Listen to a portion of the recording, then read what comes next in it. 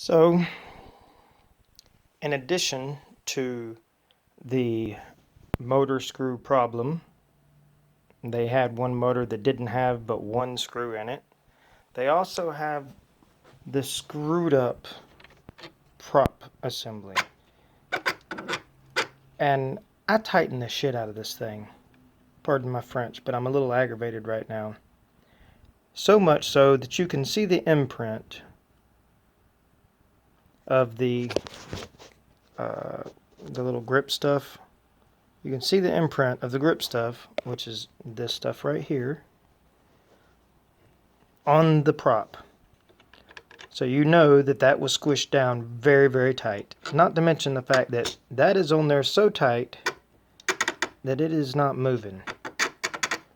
So all that's in there tight. But this prop nut came off anyway.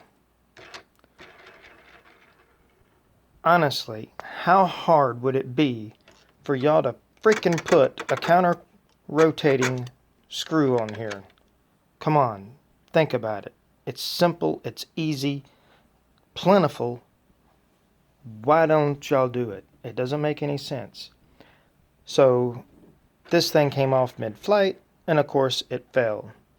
And it breaks at the very easiest, simplest point that they pretty much well sabotaged it at. Because if you look, this is the nose cone. That little piece right there and that little piece right there is all that holds this massive chunk of styrofoam on the front. Not a very good design, actually.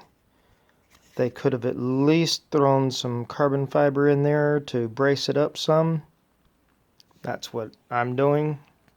I have already inserted the carbon fiber rods in. And I'm using a cool melt hot glue gun and going to try to put this back together.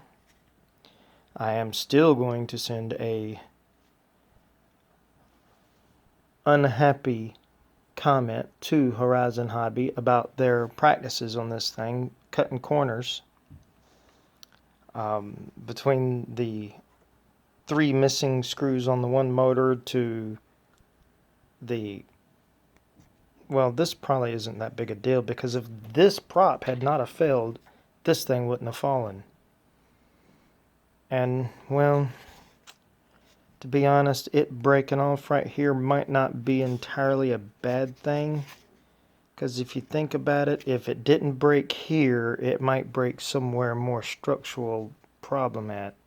This isn't nothing but for aerodynamics.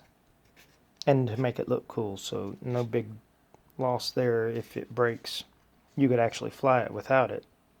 It looked funky as heck, but...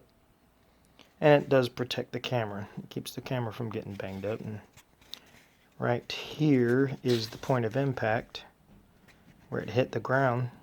Because when it flipped over, I knew something was bad wrong, so I cut throttle. No need in flipping upside down and landing on the top. Let it fall on its own. I haven't checked for any other damage right now because I'm a little pissed. So, I would tell you to make sure your props are tightened every time you go up to fly, but guess what? It may not help you.